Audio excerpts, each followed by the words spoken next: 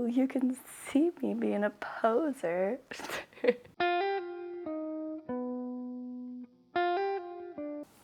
Hello, I am back for another awkward tutorial. I'm gonna get better at this one of these days. Today, I am working on Daae's Corset from Phantom of the Opera, the movie adaptation. And this video is just gonna be the sewing of the corset. I'm going to have a different video for the painting of the corset. I'm gonna paint it all by hand, but I am just using cotton muslin, white, as the fabric, and I'm going to layer it 3 times.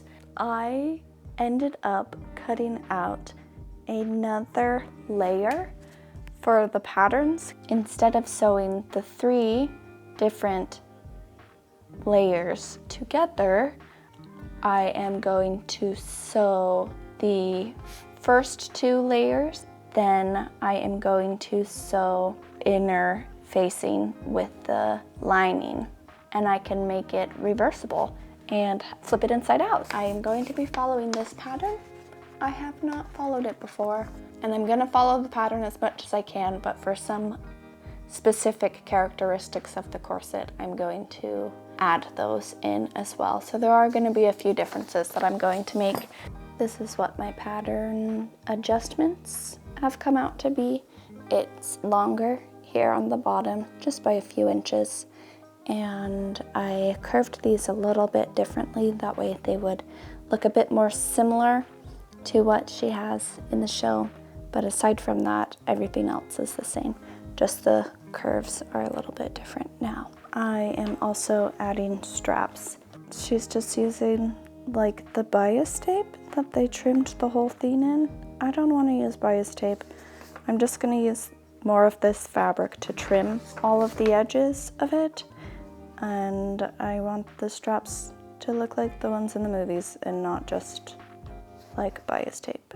So, straps. And I'm continuing with the 6 layers. That way it's as strong as the rest of the corset. I followed the pattern where it has all of the lines. I followed the lines and chalked it up. I've only done it on the ones. I had to do it 4 different times, so it took me a really long time. And I have decided I am not a time-lapse person, so you didn't see the process of it. And I didn't show the process of me cutting out the 4th layer. These will be the outside 2, and these will be the inside 2. And then when I have these, like all of the inside corset sewn together with all of the stitching for the boning, I am going to then sew it onto all of the outside fabric that is already stitched together. So once they're both completely stitched together, I'm gonna sew them together. And then I'll do some like anchor stitches. I don't know if I'll do all of them because they'll already be pre-sewed onto them, but I'll want some anchor stitches. That way the boning, I'm just gonna have the boning go in between these 2 layers. I didn't realize before I started chalking up that it's a very, very close line. So a few of these I'm gonna have to do a little bit wider. The lines on her corset, they seem to be like every other of this. So it's not each one of these lines, it's just the one and then the one and the one. And so that's what I'll sew. I won't be sewing half of the lines that I put down, and that's okay. And I'm gonna put boning in the front. In the side, I'll kind of play around with the rest of it because you can't really see it in any of the photos. So, creative liberty. Off camera, I went ahead and I sewed the rest of the panels just to have their stitches in. I ended up doing every other on number 1 for all of them. You can kind of see the every other going on right there. And I proceeded to do that following the patterns, and it goes 1, 2, 4, 3. The 3 one folds over, so it has the little scallop right there. I made the straps. I went ahead and already turned them inside out using a pencil, sewed them all together, and sewed a middle seam as well. That way it was kind of on theme with the rest of it. I'm gonna sew the strap on here, and then I'm gonna put a grommet right here and right here. That way I can tie them together with the little bow. They're gonna be adjustable. I am gonna go ahead and I'm going to sew the panels together. I have them laid out as the two separate panels. So I'll go ahead and I'll sew the panels together on both of the two sides, the inside and the outside. And I went ahead and I went through the painstakingly process of creating my own bias tape. That way it would be made from the same material, and I'm gonna fold it over. It'll be that thick all the way around on both the top and the bottom. So I'll do the grommets on this before I sew the straps onto the corset, but for right now I'm just gonna sew the seams and the bias tape. And before I do the bias tape on the top, I am going to put the boning in. I realized that since I am going to be flipping them together to make the two layers, get this, I could just sew the threes together, the last ones, instead of folding it over and then sewing it like this. I can just cut that part off, leave a little bit of space for a seam, and sew them together, and then I'll be able to flip them over, right side out. I'm just gonna cut them off like right here at this final seam, and then sew them on this seam, because that's where it was supposed to get folded over anyways. And then I'm gonna iron my seams, that way they lay flat, and then I'll flip it inside out, and I will start anchor stitching the seams again and a few other seams. That way they hold together nicely. My thoughts of just cutting it and sewing it together worked amazing. And this was the first time I ironed my seams down, and it's really nice. It made it very easy, honestly. I'm going to pin it along the bottom where all of this is, and then I'm gonna sew the bottom, leaving the top open. That way I can slide the boning in. I'm also gonna go ahead and do the anchor stitches along the seams. That way it stays together and doesn't separate when I wash it. I'm also going to stitch along here. That way the boning doesn't go into these little petals. I want the boning to stop right above the petals, so I'm gonna have a little stitch here. That way it stops it. Corsets in the mid to late 18th century were designed to shape the torso into the fashionable silhouette of the time. Narrow waists, lifted bust, and smooth lines under clothing. Unlike earlier stays, Victorian corsets were curved and often made with steel boning. Hey. Hi. Hi. Marmalade learned during this project that needles are pokey. She kept on sitting on every piece that I put down, and she got in a big fight with a needle. I wasn't recording at the time, but she now knows the needles are mean. Poor baby. Traumatized. I was in the zone and did all of it without you. I did all of the grommets.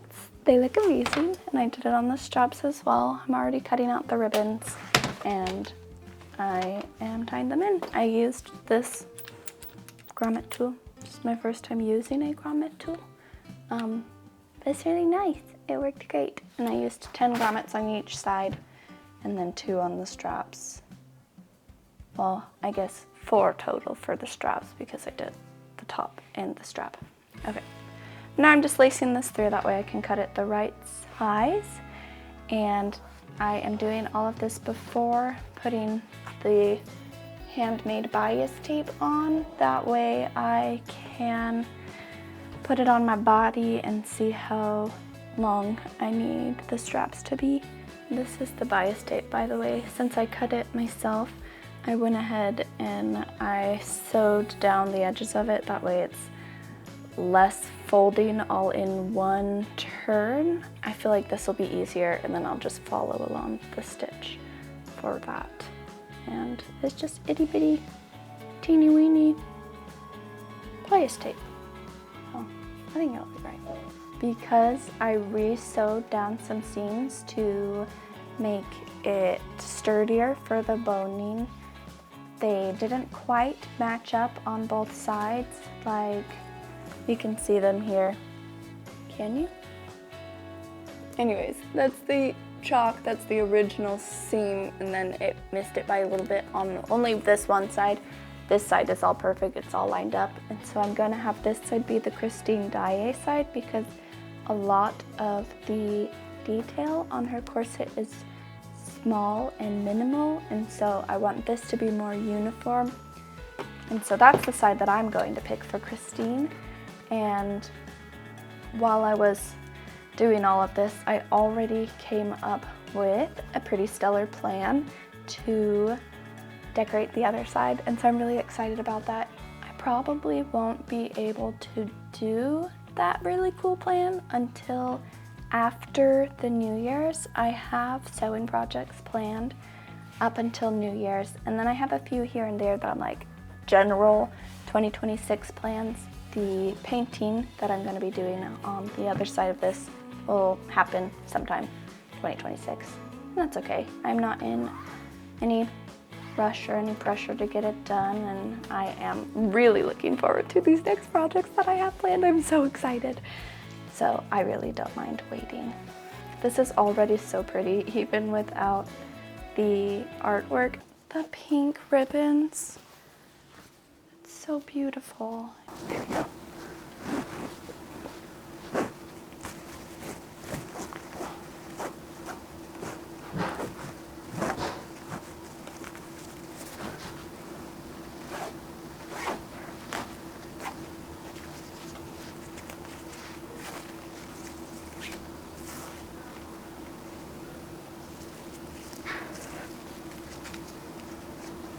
Because there's ribbons on the straps, if I ever want it to be lower, I can adjust it. So I'm putting this pretty much at the maximum length that I want it to be at. I'm just gonna double pin it. This makes me feel like I'm wearing the She's the Man dress when she's being elegant but edgy. Shoot like you have a secret.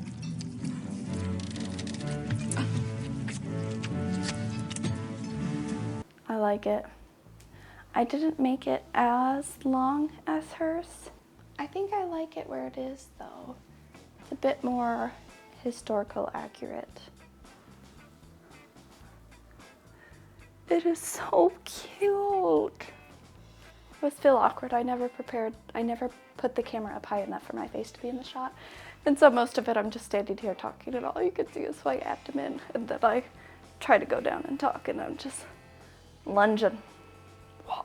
Oh, my quad. I'm gonna sew the straps inside one of the little slots I left open.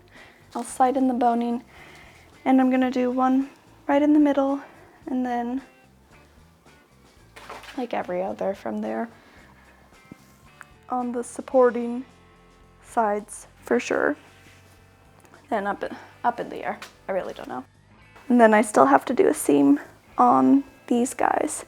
That way the boning doesn't go in and get rid of the frill, the little petals. I love it so much. It's so pretty. I finished it. I did all the top, I did all the bottom. It's looking pretty good. I sewed the strap, and I cut a slit in the trim and slid it on through it.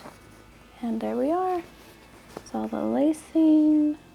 I am gonna throw it in the wash now and get all the chalk off, and then I will put it on for the final reveal.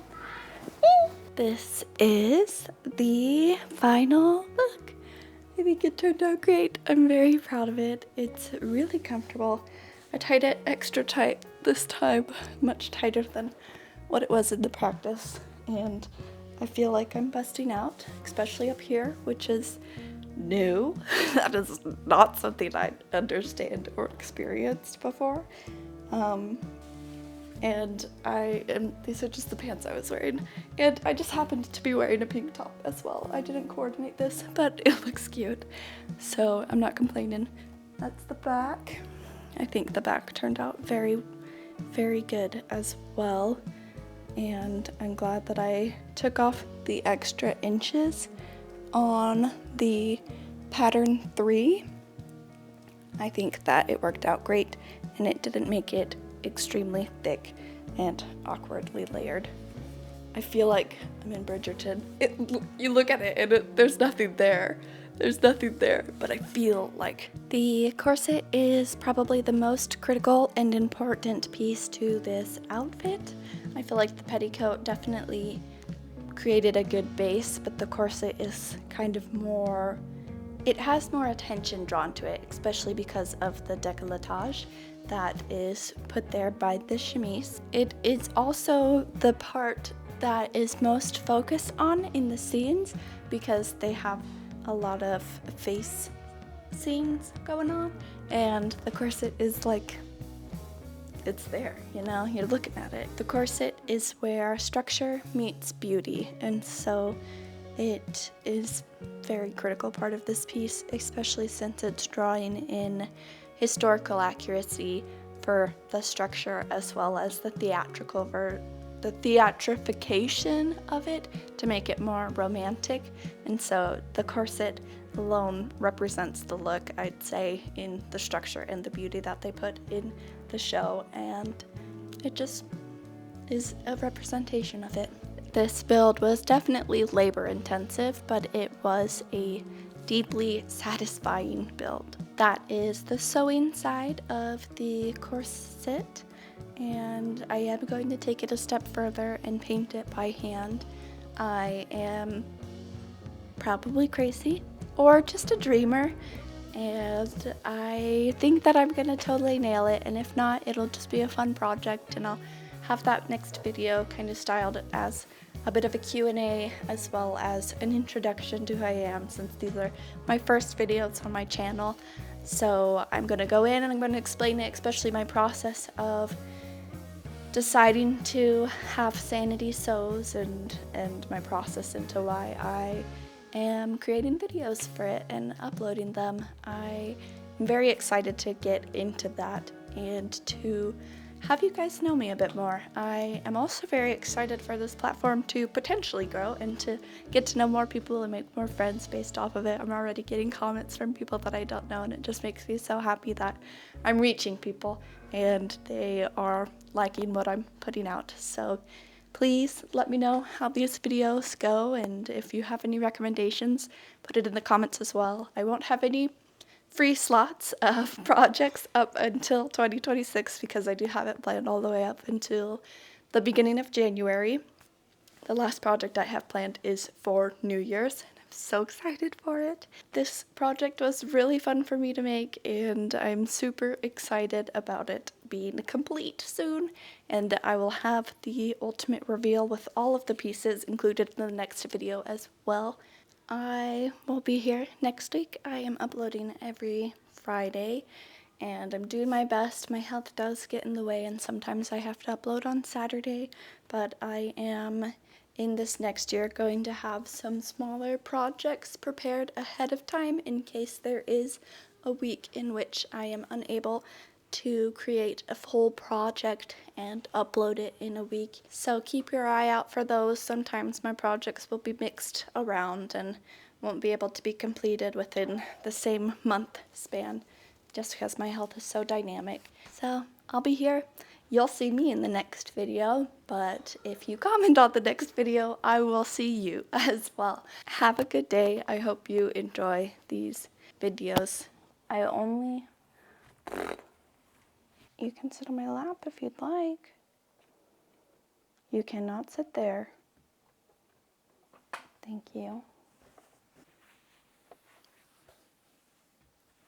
You make me so happy. I'm done talking. Okay.